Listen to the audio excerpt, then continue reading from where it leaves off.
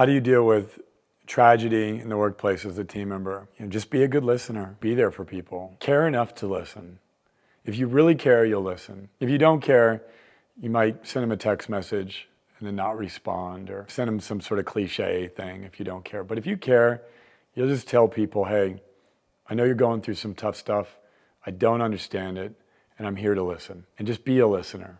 That's all you have to do to help people. The better listener you are, and the more you care as a listener, the more people will feel you, and the more of a connection you'll have.